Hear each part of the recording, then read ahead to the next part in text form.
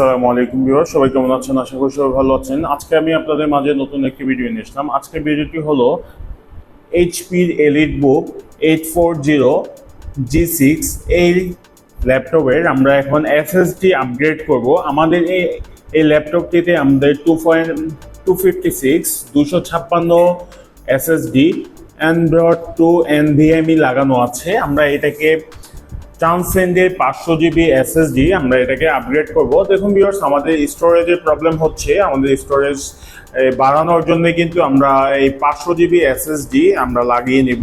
SSDটি হচ্ছে SSD 115S এই মডেলের SSDটি আমরা এটাকে লাগাবো। এই মডেলটির রিড রাইট স্পিড হচ্ছে 3200 রিড আর রাইট স্পিড হচ্ছে 2000। সো আমরা এখন খুব সহজেই কিন্তু এই SSDটি আমরা এখন আমাদের যে HP EliteBook G6 আমরা এটাতে এখন লাগিয়ে ফেলবো। সো চলুন দেখে নেওয়া যাক। এবং আমরা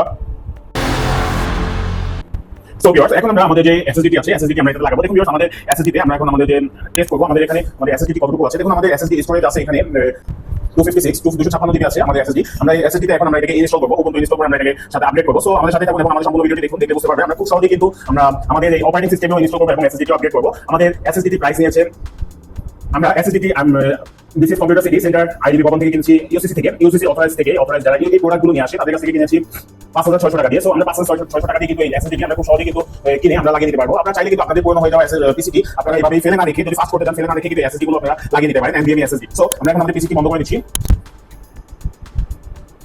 সো আমরা পিসিটি অফ করে দিব। আমরা পিসিটি শাট ডাউন হচ্ছে।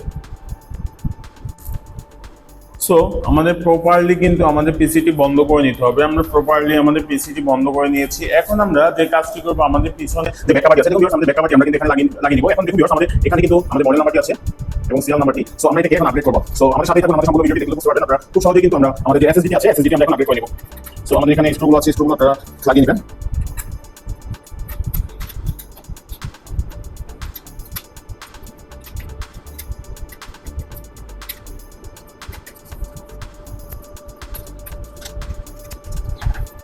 সো আমরা কিন্তু কাভারটি আমরা খুব সহজেই কিন্তু কেয়ারফুলি খুলে নিব, না হলে আমাদের কাভারটি নষ্ট হয়ে যাবে। অবশ্যই এই ধরনের যে সাইড থেকে আমরা একটু উপরে উঠিয়ে নিব এবং এই সাইড থেকে উপরের সাইড থেকে আমরা হালকাভাবে উপরে আমরা উঠিয়ে নিব। দেখুন আমরা কিন্তু খুব সহজেই আমাদের যে কাভারটি আছে কাভারটি আমরা খুলে ফেললাম।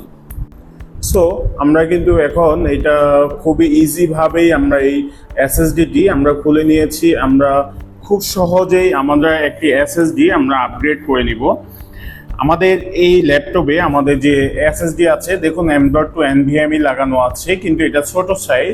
এই ধরনের SSD আমরা এখন SSD আপগ্রেড করবো ট্রান্সেন্ডে 500GB SSD আমরা এটাকে এখন এটা লাগিয়ে নিব। সো আমরা কিন্তু খুব সহজেই আমাদের যে ল্যাপটপগুলো আছে ল্যাপটপে এইভাবেই কিন্তু আমরা আমাদের ল্যাপটপগুলো পারফরম্যান্স আপগ্রেড করার জন্য কিন্তু আমরা অবশ্যই SSD লাগিয়ে নিব। সো চলুন দেখে নেওয়া যাক।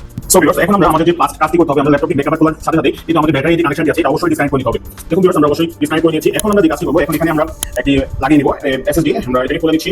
এটা হচ্ছে আমাদের 256। দেখুন ভিউয়ার্স, এটা হচ্ছে NVMe 256।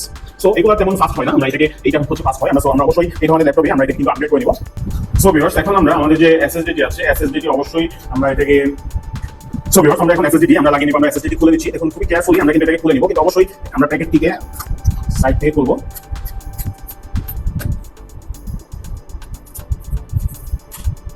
আমরা প্যাকেটটি খুলে ফেলেছি। এখন দেখুন ভিউয়ার্স, আমাদের এখানে কিন্তু প্লাস্টিক বোর্ডের মতো আছে। আমরা এটাকে আমরা দুই পার্ট। সো আমরা এটাকে অবশ্যই খুলে নিব।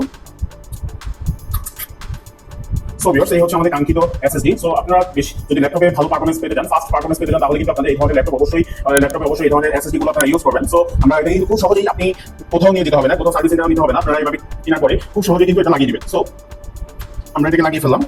এখন আমরা এটাকে লাগিয়ে নিব। লাগিয়ে ফেলেছি। সো এখন আমরা SSDটি লাগিয়ে ফেললাম। এখন আমরা যে কাজটি করবো, আমাদের পাওয়ার কানেকশনটি দিব।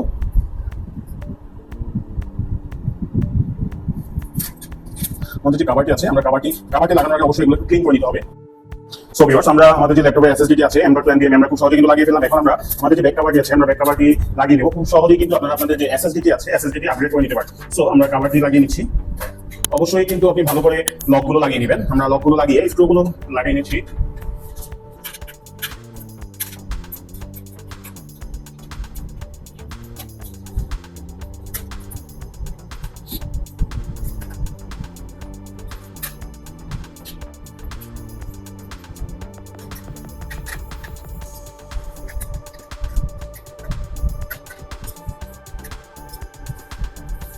সো ভিউয়ার্স, আমরা আমাদের যে স্ক্রুগুলো লাগিয়ে ফেললাম। এখন আমরা আমাদের যে অপারেটিং সিস্টেমটি আছে, আমরা উবুন্টু 2020 ইউজ করব। উবুন্টু 22 আমরা এখন এটাকে সেটআপ করব। সো আমরা ইউএসবি তে এখন লাগিয়ে নিচ্ছি। সো ভিউয়ার্স, আমরা এখন আমাদের যে উবুন্টু অপারেটিং সিস্টেম আমরা ইউএসবি লাগিয়ে নিয়েছি।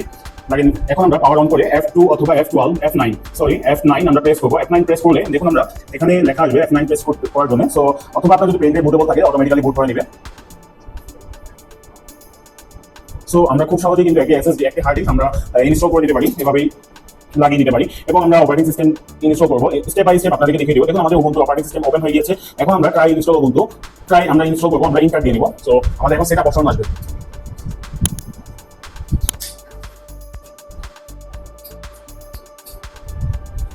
সো ভিউয়ার্স, এখন আমাদের সেটআপ অপশন চলে আসছে।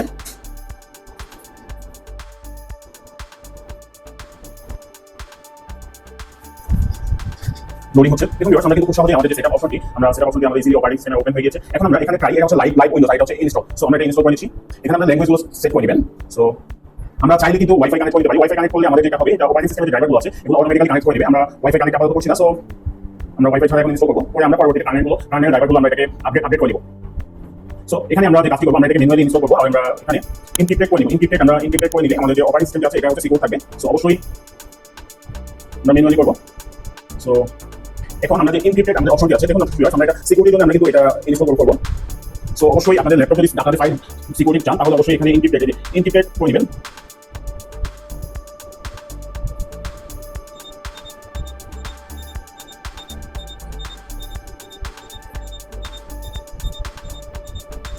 সো আমরা ইনক্রিপ্টেড ক্লিক করে নিচ্ছি।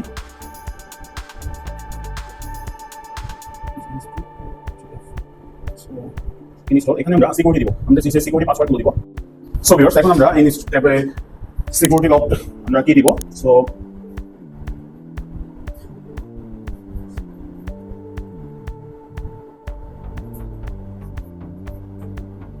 সো আমরা এখন সিকিউরিটি কি দিয়েছি। এখন আমরা যে কাজটি করব, আমরা এখন নেক্সট ইনস্টল করব।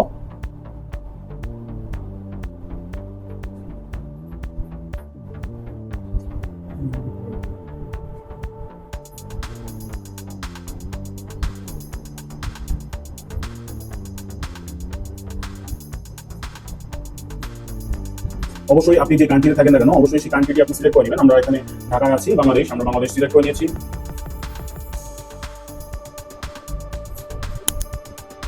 সো আমরা এখানে নেম দিব।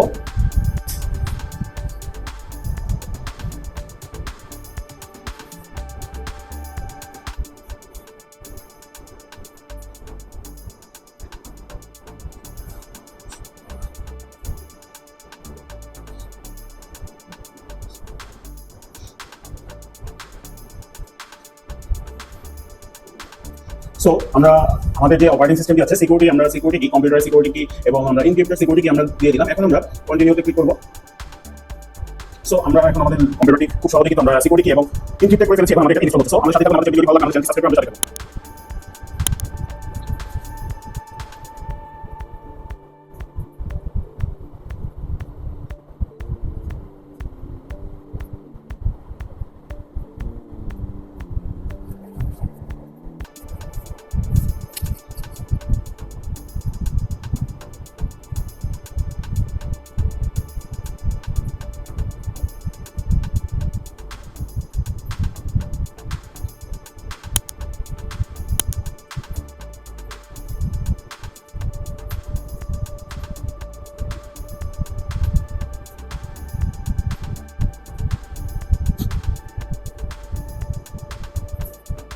একবার জন্য 2 লাখ টাকা হবে।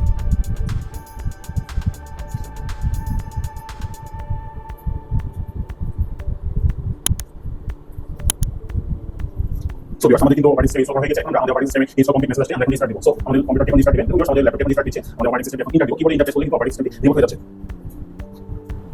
সো আমাদের প্রথমেই আমাদের এখানে অপারেটিং সিস্টেমের যে সিকিউরিটি সিস্টেমটি আছে এনক্রিপ্টেড, আমরা এনক্রিপ্টেড অপশনটি আমাদের ওপেন হবে। দেখুন আমাদের পিসিটি এখন লক হয়ে আছে। আমাদের কিন্তু এই যতক্ষণ পর্যন্ত আমরা এই লকটি না দিব ততক্ষণ পর্যন্ত আমরা কিন্তু এই হার্ড ডিস্কটি এসএসডিটি আমরা অ্যাক্সেস করতে পারবো না। সো আমরা এখন পাসওয়ার্ডটি দিয়ে নিচ্ছি।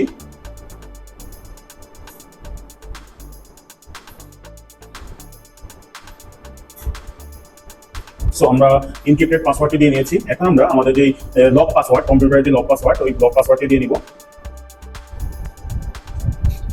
সো আমাদের ল্যাপটপের কম্পিউটার ইউজার নেম আকরাম সরকার। সো আমরা এখন আমরা পাসওয়ার্ডটি দিয়ে নিব। আমরা ইন্টার দিব, ইন্টার দিয়ে